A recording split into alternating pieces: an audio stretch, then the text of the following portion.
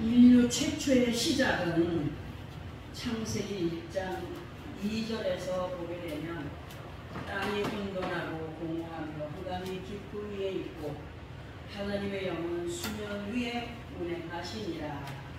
그렇게 시작이 되었습니다. 그렇게 시작이 되고 하나님께서 빛이 있으라 하신 주물주의 명령을 시작을 해서 아버지 하나님의 형상을 따라 사람으로 창조되고 그 사람이 창조되게 남자와 여자를 창조하시고 모든 자연을 어떻게 해야 되나? 다스려 가게 하셨다. 그것이 창세기 1장에 자세히 기록이 되어 있습니다. 그리고 수없이 많은 시간이 지난 지금의 표세계는 그때도 그러했듯이 사람들에 의하여서 파괴가 되어지고 있어요.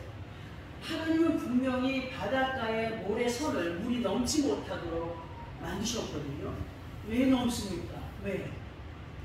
그냥 위에다가 뭘 짓기 위해서, 건물을 짓기 위해서 매립을 하고 하나님의 뜻을 거스르기 때문에 해일이 일어나면 넘치는 거예요. 하나님의 그 첫 번째 약속은 뭐냐? 절대로 이 바닷물이 모래를 넘지 않으리라 하셨거든요.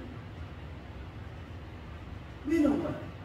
누구에 의해서 넘어지게 된 거예요? 넘어가게 된 거예요? 사람들에 의하여서 파괴와 더불어 변형에 변형을 이루어가고 있음을 우리는 알아야 됩니다.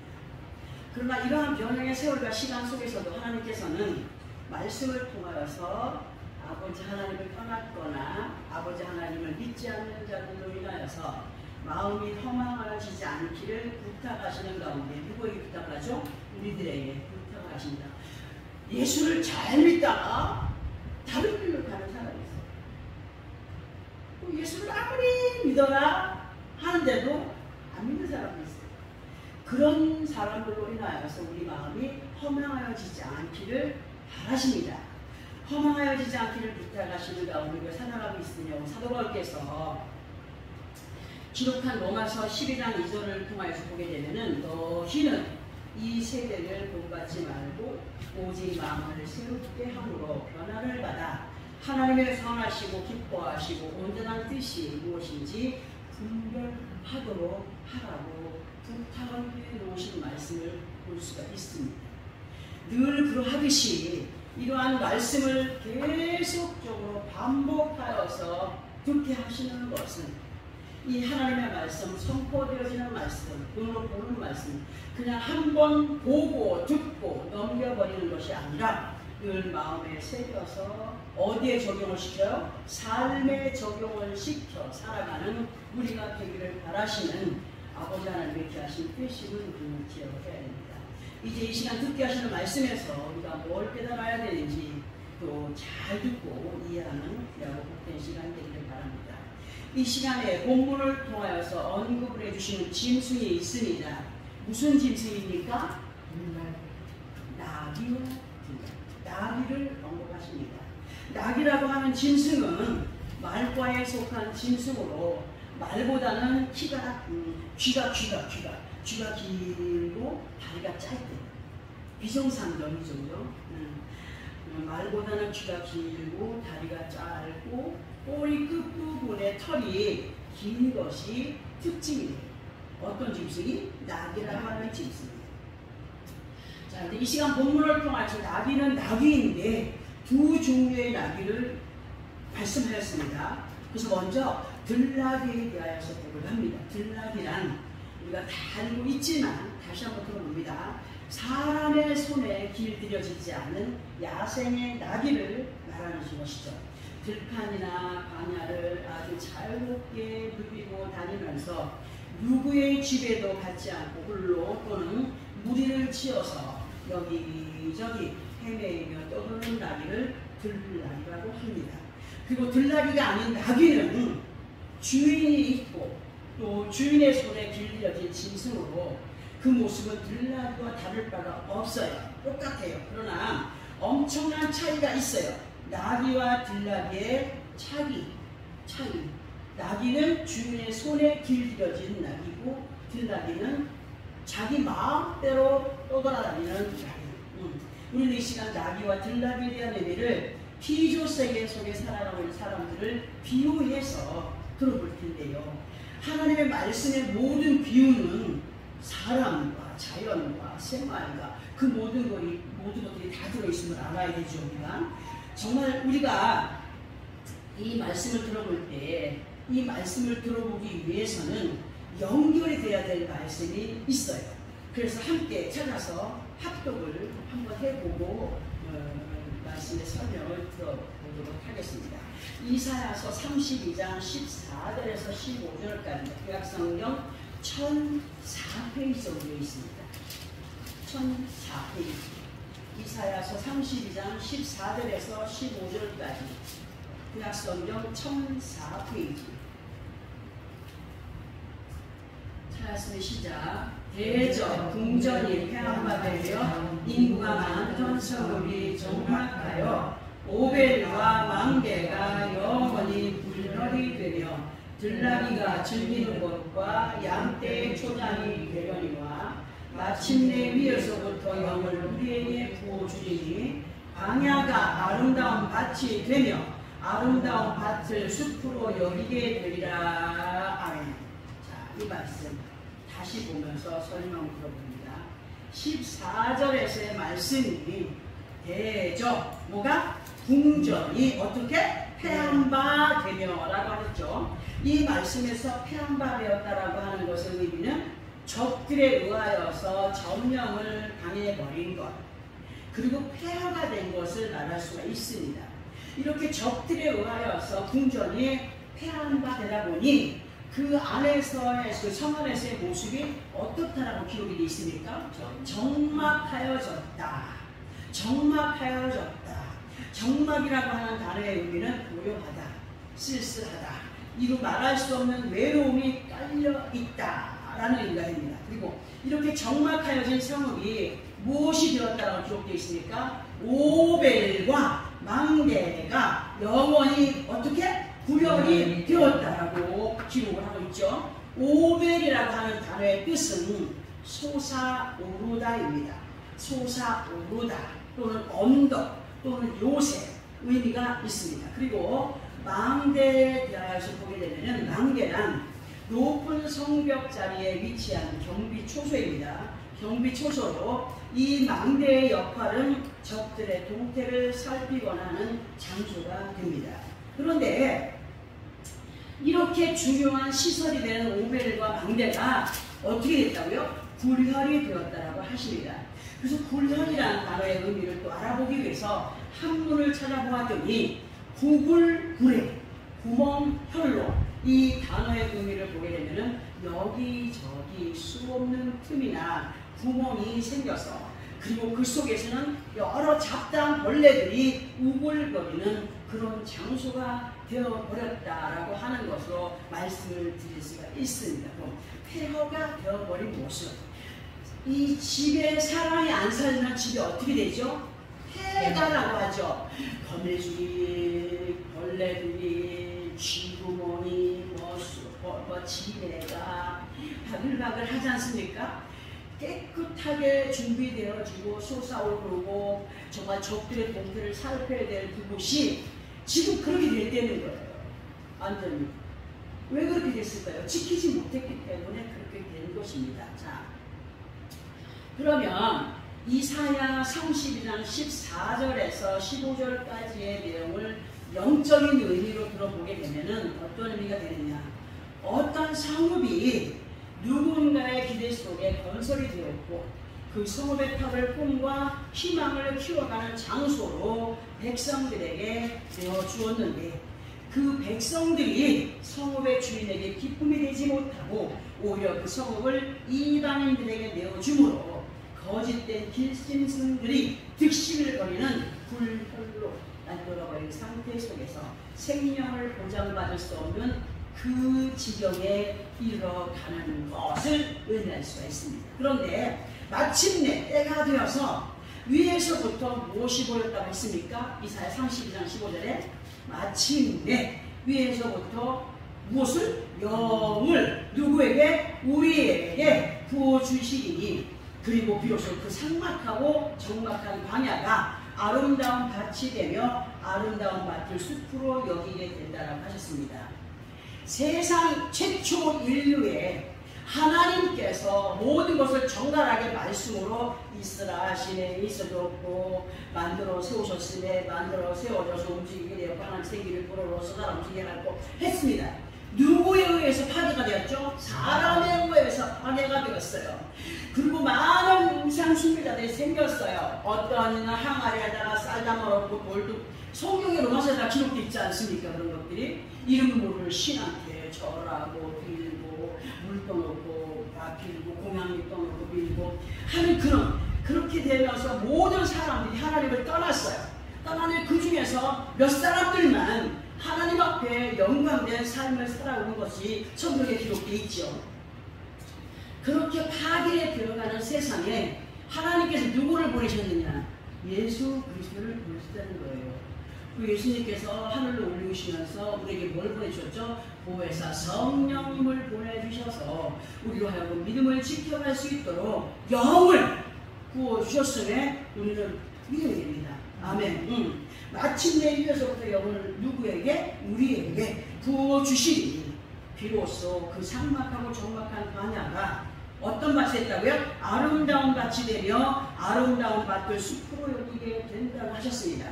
그러니까 이사야 32장 14절에서 15절 이 짧은 말씀의 내용 안에서 창세기로부터 온 인류의 구원자로 오신 예수 그리스도의 시대 신약까지 연결이 되어 있다라고 볼 수가 있습니다.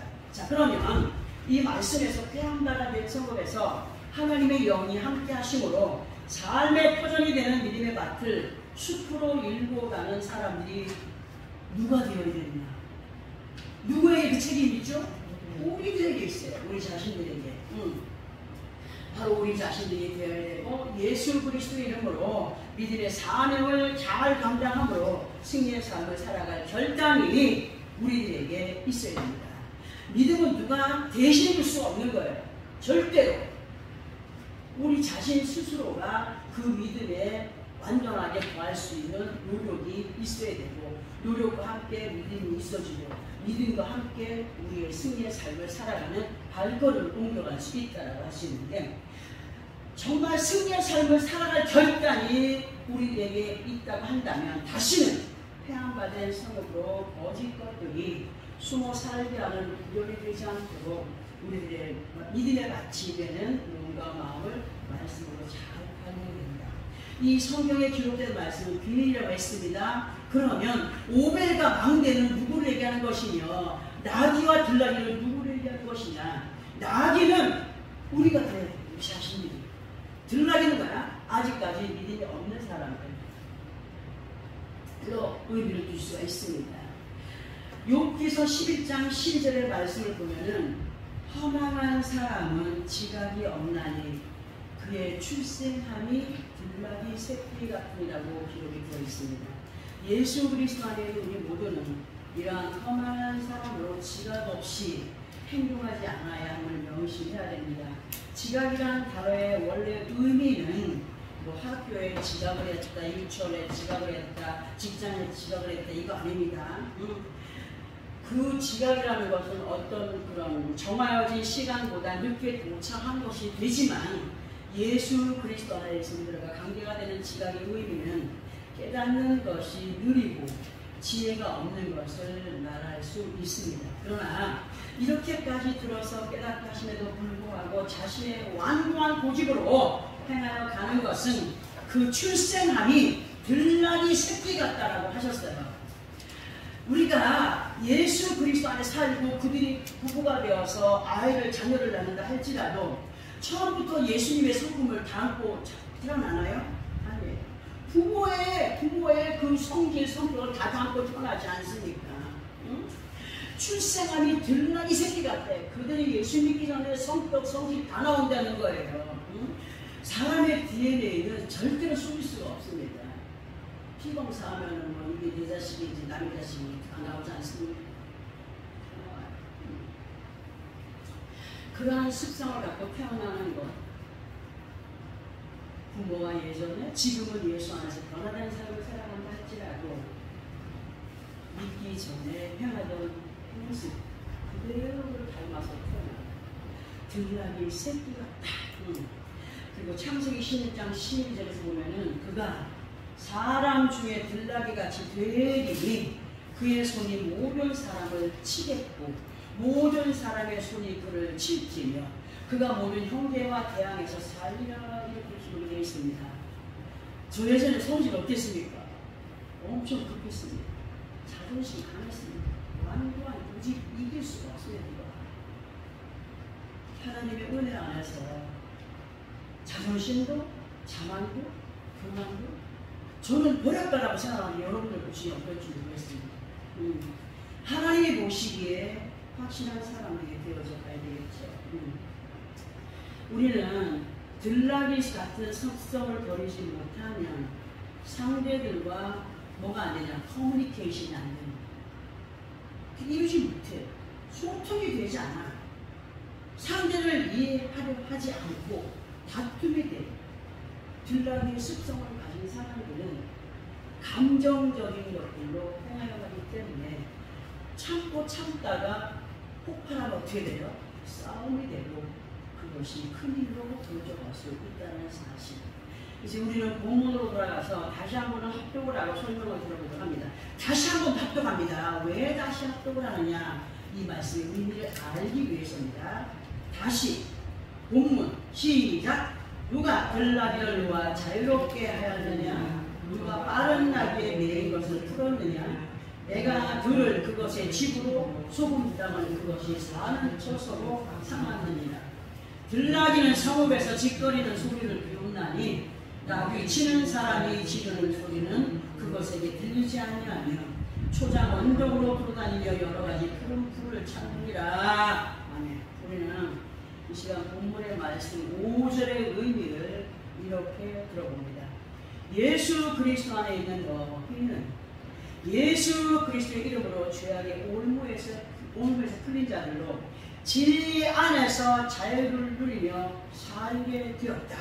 아멘이죠. 살게 되었다. 죄악된 그 생명줄에 얽매여서 사망으로 이끌림 받던 우리들, 하나님께서 독생자 예수 그리스도를 인류의 보호자로 보내심으로 인하여서 우리는 그 사망의 줄에서 풀림이 되었고 진리 안에서 자유를 누리며 살게 되었다. 이 모든 것을 행하여 주신 분이 누구냐? 그 말씀을 볼 수 있는 5절의 말씀. 그리고 연결된 6절의 말씀을 통하여서 보게 하신 말씀의 의미가 하나님께서 넓은 광야의 들판을 무엇으로? 삶의 환경으로 주셨다. 사람들에게 넓은 광야의 들판을 사람들이 살아갈 수 있는 환경으로 주셨다.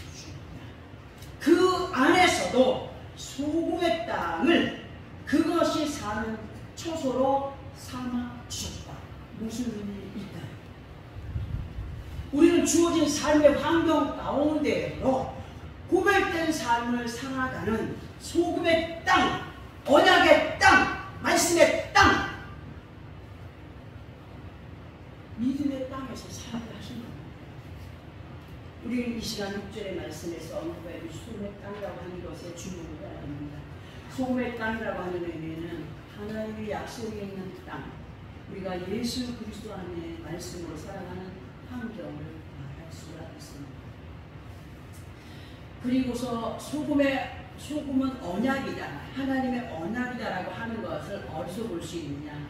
레위기 2장 13절에서 말씀을 보게 되면 네 모든 수제물에 뭐를 쳐라? 소금을 쳐라. 그 의미 뭐냐? 말씀을 쳐라. 소금을 쳐라. 네 하나님의 언약의 소금을 내 수제에 빼지 못할지니 네 모든 예물에 소금을 드릴지니라. 어떤 것을 행하든지 하나님의 약속의 말씀을 붙잡고 행하라고 말씀하시면 안 되겠습니까? 소금을 아버지 하나님의 언약이신 말씀이십니다.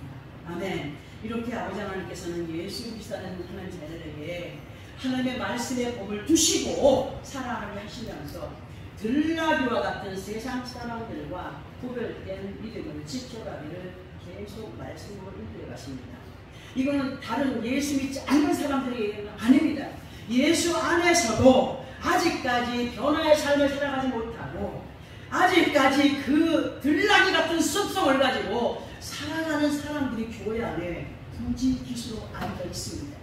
하나님의 뜻이 아니라 자기의 뜻대로 살아가는 사람들이 나는 믿는 사람이야, 나는 예수 믿는 사람이야, 나는 하나님의 자녀야 라고 자부하며 살아가는 착각 속에 있다는 겁니다. 우리는 어떤 모습의 삶을 살아가고 있습니까? 이렇게까지 말씀을 듣게 하시는데도 불구하고 고집스러운 들락의 습성을 버리지 못한 채 자신들의 생각을 옳다 여김으로 지혜롭지 못한 행동을 하게 되는데 그 모습을 본문 7절에 보니까 뭐라고 기록되느냐, 성읍에서 듣게 하시는 소리를 뭐로? 짓거리는 소리로 비웃는다라고 하셨습니다. 예수 믿는 사람들이 교만함 가운데 있을 때 자기가 알고 있는 것이 다인 것처럼 여기면서 이 앞에서 선포해 주는 말씀들을 듣지 않으려고 하는 사람이 너무 많습니다. 성읍에서 듣게 하는 소리를 짓거리는 소리로 비웃는다라고 하셨어요. 그리고 나귀를 치는 사람, 그 말씀으로 양육하는 사람의 소리를 들으려고 하지 않는다고 하십니다. 그리고 연결된 8절을 통하여서는 여기저기 분주히 다니며 여러 가지 푸른 풀을 찾아다닌다고 기록이 되어 있습니다. 믿음의 만족을 누리지 못하는 사람은요, 한 자리에 만족 못합니다. 여기도 가볼까 저기도 가볼까. 그렇기 때문에 이단의 밥이 되는 겁니다. 믿음은 있는 것 같은데 아 저거 내 밥이네. 그래서 이단의 수많은 완상을 만나는 거죠. 진실로 사람들이 예수 그리스도 안에 있다라고 한다면 그 은혜 안에서 감사하고 기뻐할 축복이 엄청나게 솟아나야 됩니다. 슬픈 일이 있어도 미친 척 해야 됩니다. 그 미친 척이 가짜가 아니라 진짜여야 됩니다. 누구에게 미쳐야 됩니까? 예수님과 교육입니다. 그래야 어떤 말에도 형되지 않습니다. 세상에 어떤 말에 형되지 않습니다. 우리는 기뻐할 조건, 감사할 조건 엄청나게 많습니다. 손가락으로 해줄 수가 없습니다. 주시는 바 귀한 은혜에 감사하지 못하고 들락의 십성에서 그러는 뻣뻣한 모습들로 행하여 가는 사람들이 다른 것도 아닌 교회 안에 하나님께서 기뻐하지 않으시는 우리들로 앉아있고 살아가는 사람들이 있다는 겁니다. 우리 모두는요, 말씀 앞에 정상적인 양심이 제대로 활동이 되어가는 사람들이 되어야 됩니다. 아멘. 구약성경 스가랴서 9장 9절의 말씀을 보면 이런 말씀이 기록되어 있습니다. 우리 이 말씀 또 찾아서 함께 합독해 봅니다. 구약성경 스가랴서 9장 9절. 구약성경 1320페이지에 있습니다. 1320페이지.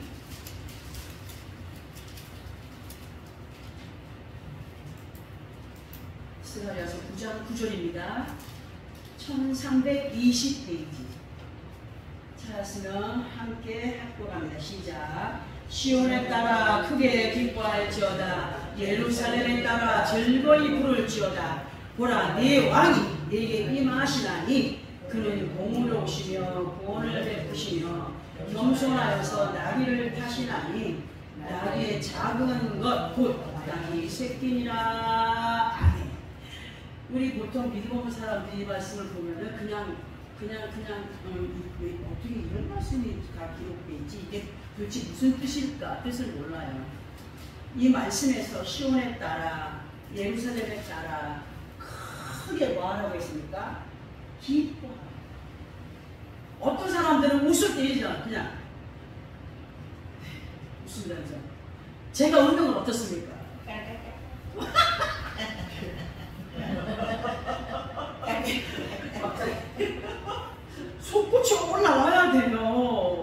마음 안에 그것이 가득히 담겨 있기 때문에 뿜어내야 됩니다.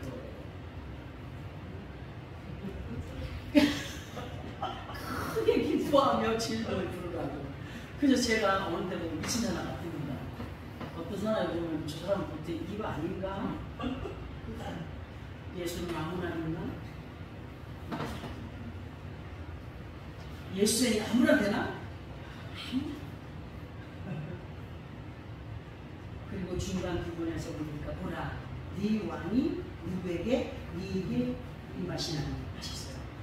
크게 기뻐하며 즐거움을 부르는 자들에게 왕이 강력하게 꼭 임해 주신대요.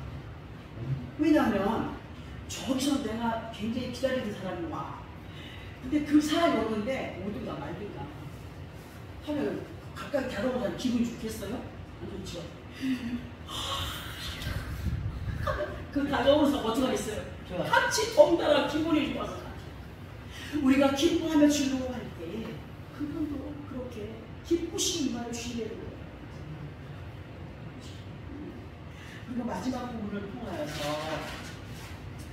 그는 공의로우신 분으로 구원을 베푸시며 겸손하여서 나귀를 타시나니 나귀의 작은 것 나귀 새끼를 타시는 분이라고 기록되어 있습니다. 우리 예수님께서 예루살렘을 입성하실 때에 어미 나귀를 탔나요? 나귀 중에서도 새끼 나귀를 타고 예루살렘을 입성하셨지 않습니까? 구약에 이런 말씀이 이미 예고되어 있지 않습니까? 그러면 우리들에게 공의로우심으로 구원을 보시는 분이 누구냐? 예수 그리스도십니다. 예수님 때문에 아버지 하나님의 이름을 부를 수가 있고 예수님 때문에 그 거룩하신 아버지 앞에 가까이 나와서 그분을 아빠, 아버지라 부를 수 있다는 사실. 그리고 이분은 어떤 나귀를 타셨다고요? 나귀 중에서도 작은 나귀 새끼를 타십니다. 주님은 누구와 함께 하시느냐? 자기를 비우고 겸손한 마음을 가진 자와 함께 하신다. 이렇게 의미를 둘 수가 있습니다. 이러한 내용의 말씀을 설명드릴 때 잘 들어보시기 바랍니다. 여러분에게 묻습니다. 어린 나귀 새끼는 누가 필요합니까? 누가 필요합니까? 어미가 필요하죠. 누구 찾는가요? 엄마 찾아요. 자신을 보호해줄 어미가 필요합니다. 그리고 어린 나귀 새끼는 어미의 젖을 찾고 보채고 어미의 주위를 떠나지 않습니다. 거기를 맴돕니다. 저희가 놀다가도 엄마가 있나 없나 보고 펄떡펄떡 뛰어서 옵니다. 왜 이런 말씀을 드리냐 하면 이런 어린 나귀 새끼의 모습이 우리들이 되어야 된다는 거죠. 내가 무엇을 하거나 어디를 가나 주님과 함께 하고 계시는지, 주님과 내가 함께 하고 있는지, 항상 돌아보며 살피는 자들이 되어야 된다는 거예요. 늘 생명의 말씀으로 우리를 양육해 가시는 주님을 의지하는 우리가 되어야 된다는 겁니다. 그리고 어린 아기를 탔다라고 하시는 그 말씀의 의미를 보게 되면은 예수 그리스도 안에 있는 하나님의 자녀들은요, 뭘 맺죠? 멍에를 맨 자들이다. 무슨 멍에? 말씀의 멍에를 맨 자들로 주님의 이끄심 속에 살아가는 모습을 의미할 수 있다. 겸손한 자, 아이들이 어른이 너 엄마 말 잘 들으고 있잖아. 엄마 이렇게 할 거야. 너 엄마 속상하지 않고 알지? 어떻게 할 거야? 알겠습니다. 알겠습니다. 뭐 고수만 잘 들어. 정말 그 어린 아이들 같은 심령을 가진 믿음의 사람입니다. 하나님은 그런 자들을 어린 나귀 새끼를 필요해요. 그 어린 나귀 새끼를 예수님은 타십니다. 왜? 우리는 멍에를 맨 자들입니다. 멍에가 뭡니까? 말씀이십니다. 말씀이 누구십니까? 예수 그리스도십니다. 순간순간 육신의 것들로 인하여서 멍에를 벗어버릴 때가 있어요. 아, 귀찮아. 우리 예수님도 소용없어요. 자기부지. 예수 그리스도 안에 있는 우리 모두가 어떤 범사에 있는 수 있도록 말씀의 멍에를 귀찮다고 벗어버리는 자들이 되지 말아요. 하나님의 약속 아무것도 아니네, 이루어지지 않네. 왜 이루어지지 않는 거예요? 믿지 못하기 때문에, 확신을 못하기 때문에 하나님 믿는 자에게 믿지 못하는 거라고 말씀입니다. 말씀을 지켜 살아갑니다. 정말 힘들고 어렵습니다. 100% 이 말씀대로 살면 내가 완전히 없어져야 됩니다. 응? 힘들고 어려워요. 그 모든 것을 주님께 믿고 맡겨드려요. 요즘에서 기도하는 제일 하나님. 매 순간마다 고초마다 내가 주님을 의지하고 살다지만 돌아보니 오늘도 내 뜻대로 살았습니다. 그 부분입니다. 주님께 맡겨드리면 주님이 뭘 주시느냐? 새 힘을 주십니다. 그 약속을 하신 분이 주님이십니다. 그리고 믿음을 지켜 행하여 가는 사람들에게 스가랴 9장 10절의 말씀을 통하여서 뭐라고 하시냐면 내가 에브라임의 병거와 예루살렘의 말을 끊겠다고 하셨어요. 전쟁도 활도 끊어내겠다고 하시는 겁니다. 모든 분쟁을 끊어내 주겠다. 모든 문제를 해결해 주겠다. 어떻게 할 때? 믿고 맡기고 그냥 우리 진짜 감사하고 나아갈게. 모든 범사의 일을 간섭해 주시는 주님, 그분이 믿고 맡기는 자에게 평안을 주시겠다고 말씀하십니다. 진실로 예수 그리스도 안에 있는 우리 모두는요, 사망의 결박에서 우리를 풀어주시고 언약의 소금의 땅을 우리로 살아가는 그릇된 장소로 주셨으니 말씀의 명예가 무겁다고 불평하지 않는 믿음을 지켜가기가 와인이 힘으로 하는 그런 믿음 없는 모습을 보이지 않는 자들이 되어야 되고, 말씀을 성취하여서 듣고 깨닫게 하실 때에 그 말씀을 비웃거나 애써 분명한 자들이 되지 말아야 됩니다. 어떤 말씀이 되었든지 이 말씀은 누구의 말씀이라? 하나님의 말씀입니다. 여러분들은 모르는 것들, 많은 것들도 많겠지만 부족하고 연약한 자를 세워서 풀어먹이시는 하나님의 은혜를 감사하면서 그 생명의 떡을 먹고 마시는 그냥 복된 자들이 되어야 됩니다. 보잘것없는 우리 한 사람 한 사람을 얼마나 극진하신 사랑으로 인내함으로 포기하지 않으시고 어디까지? 영생에 이르기까지 간섭하시며 이끌어 이루시는 만군의 여호와 아버지 앞에 자녀된 믿음의 도리를 다 해나가는 자 되어야 됩니다. 우리를 왕같은 제사장으로 삼으셨습니다. 그리고 확실한 왕 되시는 예수 그리스도, 그분의 이름으로 허락받은 믿음의 사람, 그분의 이름 없이는 어떤 믿음도 하나님이 인정하신다고요? 인정하십니다.